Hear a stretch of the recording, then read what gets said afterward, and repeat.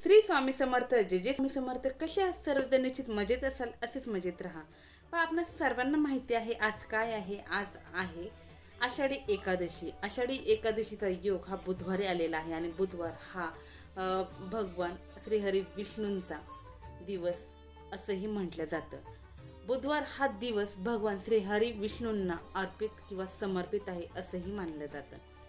त्याचप्रमाणे जे काही वर्षामध्ये 12 एकादशी येतात त्यातील ही जी एकादश आहे आषाढी एकादश हिला अनन्यसाधारण असं महत्त्व आहे। आपण वर्षभरामध्ये जरी 12 एकादशी नाही धरल्या त्यातील फक्त ही एक जरी एकादशी जरी धरली तर ही 12 एकादशींचं पुण्य ह्या एकादशीमुळे भेटतं। या एकादशीमध्ये आपण जे काही सेवा करू, जे काही व्रत वैकल्य किंवा ज्या काही उपासना करू, जे काही उपाय करू, या उपायामुळे आपले जे काही बिघडलेले ग्रह आहेत, जे काही बिघडलेले आपलं काही असो बिघडलेलं जे काही वातावरण आहे, घर कुटुंब बिझनेस व्यवसाय नोकरी धंदा पाणी जे काही असेल किंवा नातेसंबंध असतील ते सर्व पुन्हा स्थिर स्थावर होण्यात मदत होते। म्हणून आपल्याला आजचा जो दिवस आहे असाच वाया जाऊ द्यायचा नाही। तर या दिवशी होता होईल तितकी श्रीहरी भगवान विष्णूंची सेवा करायची आहे। होता होईल तितकं आपल्याला स्नान तर केलं असेल, कालचा व्हिडिओ पाहिला असेल निश्चित। स्नानदान याला अतिशय महत्त्व आहे हे मी कालच्या व्हिडिओमध्ये सांगितलं आहे। ते तुम्ही निश्चित केलं असेल तर अजून दान केलं नसेल तर आज दिवसभरामध्ये तुम्हाला होता होईल तितकं दान करायचं आहे। तुमच्या इच्छाशक्तीनुसार तुम्ही दान करू शकता। पहा असं नाही की बाबा रे 1 किलो चणा डाळ दिली पाहिजे कुणाला तर दान म्हणून, किंवा पावशर किंवा 1 किलो मुगाची डाळ दिली पाहिजे किंवा 1 किलो तूर डाळ दिली पाहिजे असं काही नाही। तुमच्या इच्छाशक्तीनुसार तुम्ही दान करू शकता। फक्त 1 केळी जरी तुम्ही प्रसाद रूपानं कुणाला दान जर केली, एखादी गरीब आजी आजोबा किंवा कोणी एखादा भुकेलेला व्यक्ती असो त्याला फक्त तुम्ही पाण्याची बॉटल जरी घेऊन दिली किंवा त्या व्यक्तीला एखादा वडापाव, आता उद्या आज तर उपवास आहे म्हणून आपण म्हणजे असं तर नाही देऊ शकत, कारण बहुतेक करून 99% लोक हा जो उपवास आहे हा उपवास पकडतात, हे व्रत करतात किंवा ही उपासना करतात। तर आपल्याला केळी आपण सहज दान करू शकतो। अगदी स्वस्तही असते आणि कुणालाही परवडेल असे असते। तुम्ही अगदी 5-6 जरी केळी दान केल्या तरीही त्याचं फळ अनन्यसाधारण असं भेटतं। असं नाही की 10 डझनच केळी दान केल्या पाहिजेत किंवा 5 डझन केल्या पाहिजेत असं काही नाही। 1 डझन करा, अर्धा डझन करा, फक्त करताना एक असा प्रसाद रूपात जर वाटला तरीही चालेल। एखाद्या वृद्धाश्रमाच्या ठिकाणी जा, तिथे जाऊन जरी तुम्ही हे जर केलं तरीही चालेल, किंवा जी अनाथ मुले आहेत, जी अपंग मुलं आहेत तिथे जाऊन जरी सेवा वगैरे केली त्यांना जरी असे प्रसाद रूपात तुम्ही राजगिराची चिक्की वाटू शकता, राजगिराचे लाडू वाटू शकता, किंवा अशी केळी किंवा संत्री असते, मोसंबी असते हे जरी वाटलं तरीही चालेल, त्याचंही फळ अनन्यसाधारण असं भेटेल। किंवा तुम्ही शिधा रूपाने तिथे तूर डाळ, मूग डाळ किंवा चणा डाळ हे सुद्धा तुम्ही शिधा रूपाने तिथे देऊ शकता, त्याचंही पुण्य अनन्यसाधारण असं तुम्हाला भेटणार आहे। हे झालं दानाचं। स्नान तर केलंच। आता त्यानंतर जर सांगायचं म्हटलं तर सेवा आणि उपाय काय करायचे ताई, तर कालच्या व्हिडिओमध्ये पण सांगितलेलं आहे, आजच्या व्हिडिओमध्ये सुद्धा सेवा आणि उपाय सांगणारच आहे। तत्पूर्वी जे कोणी आपल्या चॅनलवरती नवीन असाल, अजून चॅनलला सबस्क्राईब केलं नसेल तर चॅनलला सबस्क्राईब करा, बेल आयकॉन ऑन करा, जेणेकरून असे छान छान व्हिडिओ तुमच्यापर्यंत येतील आणि तुमच्या जीवनाचंही सोनं झाल्याशिवाय राहणार नाही। तर अधिक वेळ न घेता व्हिडिओला सुरुवात करूया।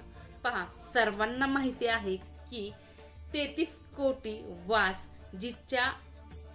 जिच्या शरीरामध्ये आहे अशी आपली गोमाता, अशी आपली गो आई, अशी आपली गाई, म्हणजे जिच्या शब्दामध्ये हे गा अधिक आई, ग अधिक आई, जिच्या उदरामध्ये 33 कोटी देव सामावलेले आहे, ह्या गोमातेची सेवा आपल्याला करायची आहे। सेवा काय करायची, सगळ्यात महत्त्वाचं जर सांगायला गेलं तर पहा, तुम्ही अनुभवलं असेल आणि नसेल अनुभवलं तर अनुभवा।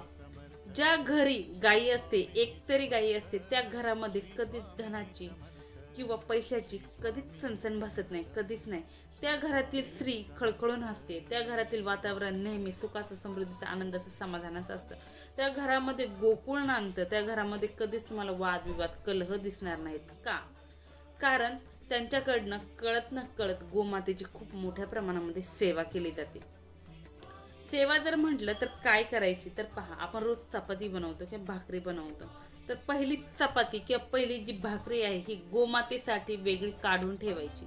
जरी तुमच्या घरामध्ये गोमाता नसेल तरीही तुम्ही ती एक भाकरी किंवा जी काही चपाती तुम्ही साईडला काढून ठेवलेली आहे, तुमच्या शेजारी पाजारी एखादी गोशाळा असेल किंवा एखादे कोणी राहत असतील त्यांच्याकडे गोमाता असेल तर त्यांच्याकडे जाऊन तुम्ही जरी ही गोमातेसाठी दिली तरीही त्याचं अनन्यसाधारण असं फळ भेटतं।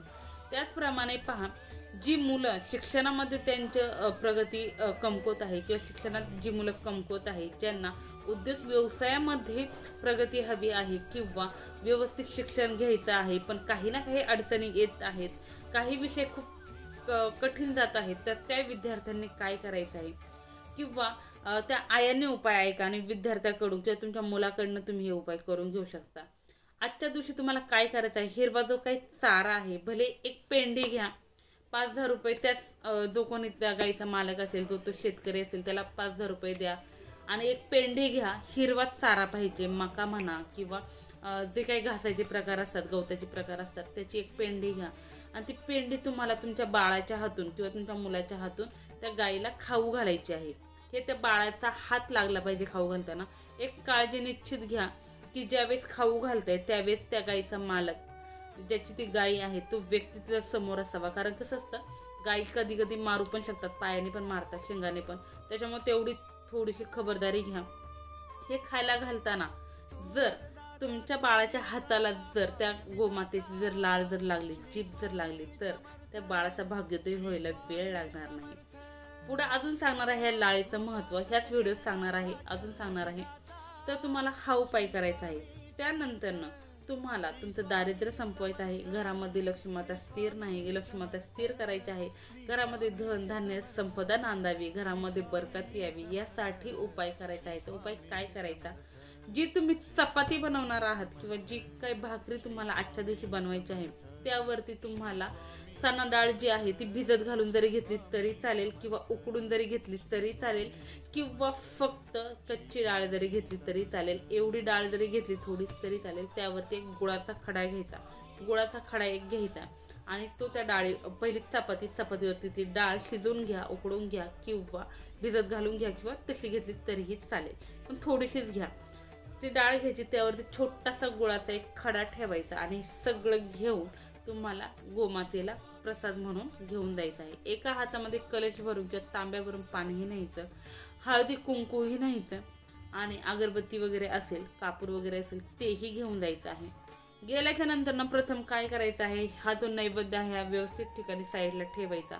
आधी गोमातेची 4ही पाय धुवून घ्यायची, धुवून घेतल्याच्या नंतर गोमातेला हळदी कुंकू लावून घ्यायचं, गोमातेच्या पायावरती हळदी कुंकू वगैरे टाकून घ्यायचं, वाहून घ्यायचं।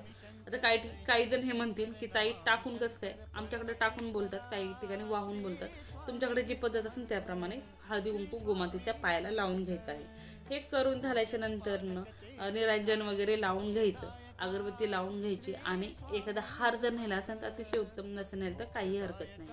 तर हे ताट ओवाळून घ्यायचं, जर कापूर नेला असेल तर कापराने काय करायचं आहे, आरती घ्यायची आहे गोमातेची।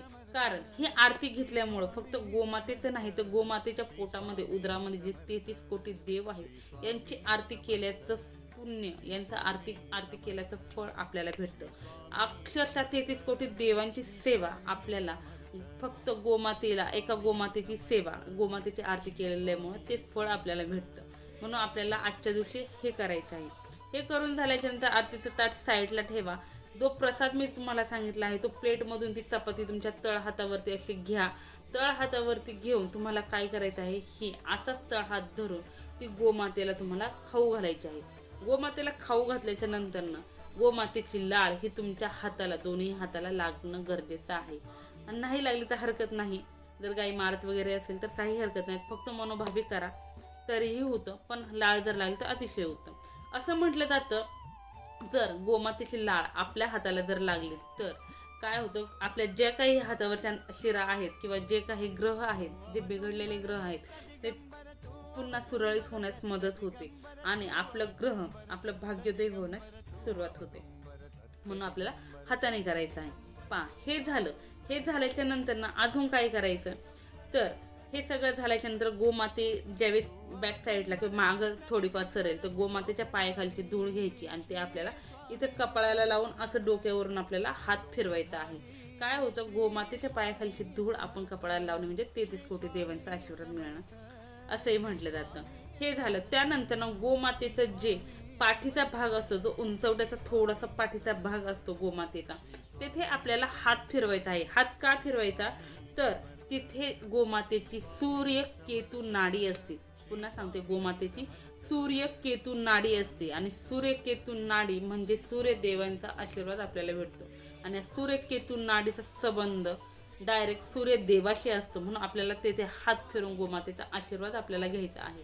त्याचप्रमाणे पहा, तुम्ही एक ऑब्झर्व केलं असेल, गोमातेचं जे दूध असतं, दुधाला रंग सुद्धा थोडासा पिवळसर असतो. का बरं पिवळसर असतो, याचं शास्त्रीय कारण असं आहे की जे सूर्याचे किरण आहेत ते गोमातेच्या नाडीवरती पडतात आणि ते सूर्यकिरण डायरेक्टली गोमातेच्या दुधामध्ये सामील होतात किंवा सामावतात. त्यामुळे त्याचा दुधाचा रंग हा थोडासा सोनेरी किंवा पिवळसर असा आपल्याला दिसतो.